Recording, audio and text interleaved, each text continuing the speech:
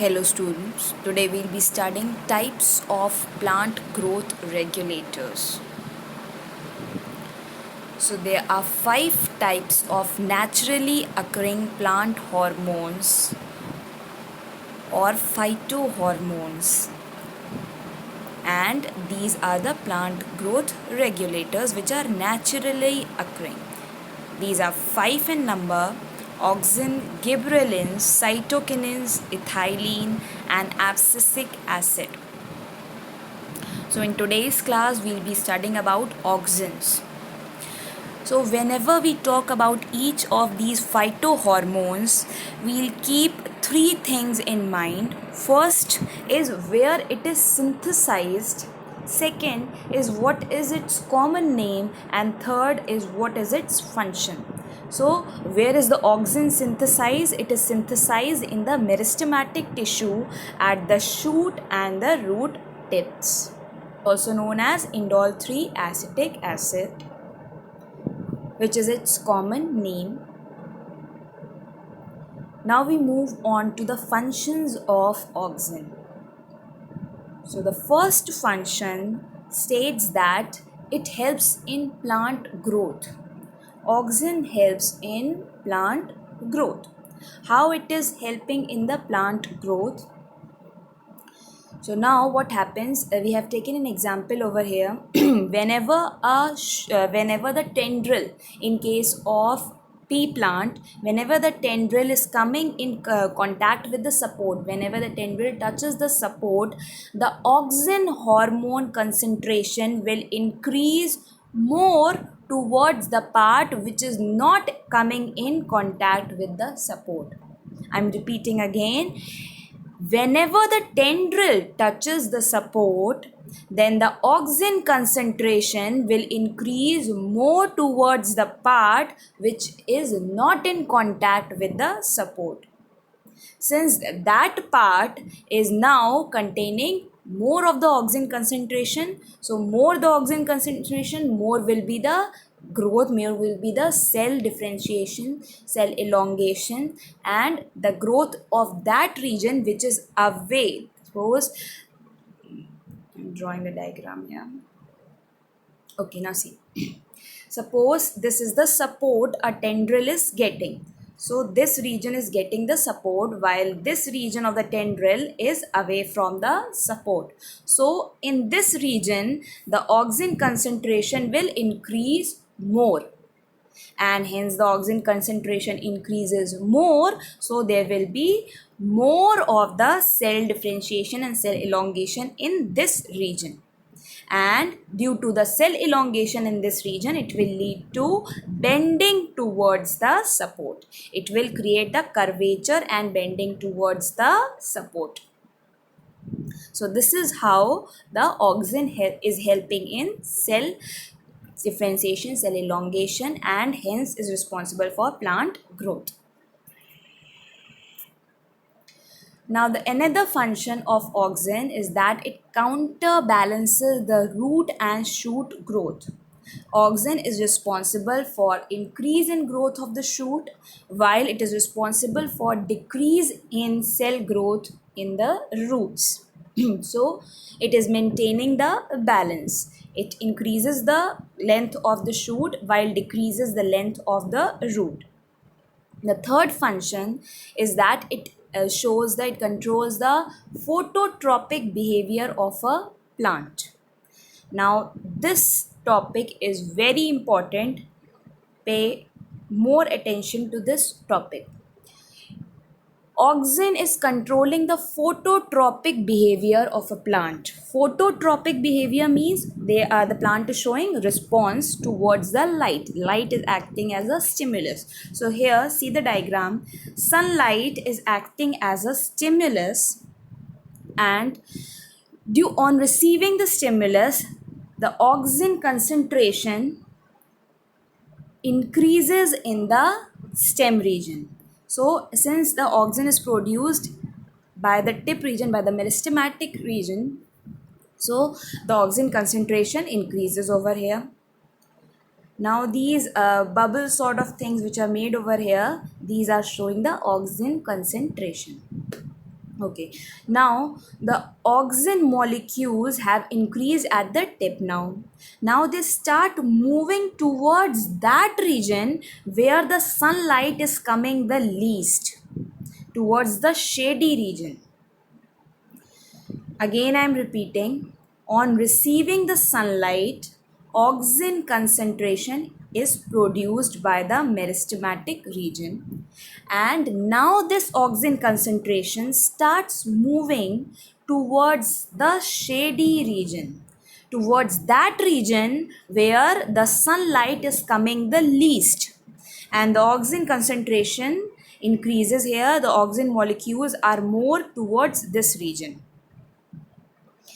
Since the oxygen concentration has increased here, now the cell elongation and cell differentiation will take place more here, and it will lead to the increase in length of this region more, which will create a curvature and lead to bending of the shoot region towards the light. So always remember that the oxygen concentration in shoot increases more towards that region which is not receiving the sunlight, which is in the shady region, which is the shady part.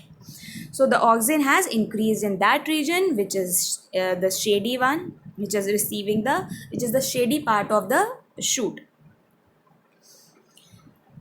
And in that region, since more of the oxygen molecules have increased, so more of the cell elongation will increase. Since the cell elongation is more in that region, then that means there will be a curvature, increase in length, there will be a curvature and bending of the stem towards the light. Now this is the flow chart which is depicting the entire process, how the oxygen is controlling the phototropic behavior of the plant. So first thing what happens, the shoot tip receives the sunlight, is incident on the tip, and the oxygen starts secreting. Oxygen starts secreting, and slowly and steadily the oxygen molecules move towards the shady part of the plant. In the shady part of the plant, there will be increase in cell division and cell enlargement, and the shaded area now elongates. The shaded area grows faster than the lighted area, and hence the shoot bends. This is the entire process being shown through the flowchart.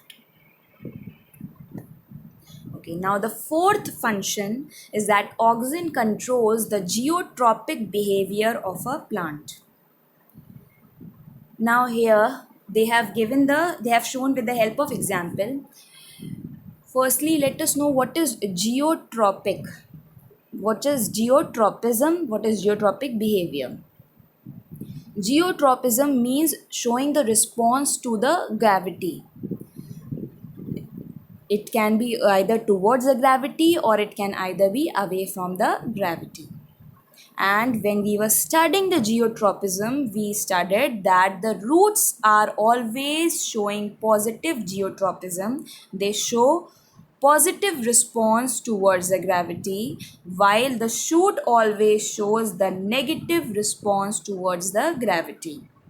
They show negative geotropic behavior. Why does this happen? This happens because of the hormone known as auxin. When the plant is horizontally placed, then we will see that high oxygen concentration will be there in the lower part of the stem. The lower part of the shoot will contain higher oxygen concentration, due to which more of the cell elongation will take place in this region, and it will lead to bending of the curvature of the shoot. Similarly, in the root also, high oxygen concentration occurs in this region of the root, and hence it leads to bending of the root towards the gravity. bending of the root downwards. The high oxygen concentration leads to bending of the root downwards and the bending of the shoot region away from the gravity. This topic will become more clear with the help of a diagram shown over here. They have shown that when the plant is horizontally placed, it is showing, the roots are showing positive geotropic behavior and the shoots are showing negative geotropic behavior. Now, oxygen always gathers in the lower half of the stem and root. Always remember this. When we are studying this process, oxygen stimulates the growth in the shoot and stem upwards, while oxygen slows down the growth in the root and curves downwards. Why does oxygen slows the growth in the root and curves downward? In case of shoot, the more the oxygen concentration, the more will be the growth of the shoot. Just now we studied in the second point that oxygen concentration always increases the length of the shoot and decreases the length of the root. So if the oxygen concentration will be more in the lower part of the root, then what will happen? It will retard the growth of the root. It will stop the growth of the root. Oxygen slows the growth in the root and curves downwards. So the oxygen is showing a different behavior. It is showing the positive behavior. It is showing the positive behavior in case of root, which is towards the gravity, and the negative behavior towards the shoot, which is away from the gravity.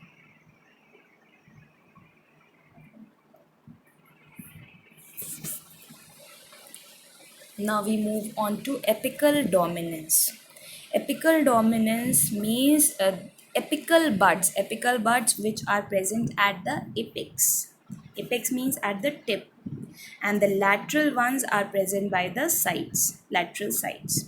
So the growth of the apical bud and removal of the lateral bud is known as apical dominance. So the apical bud, when they start dominating over the lateral buds, then this is known as apical dominance.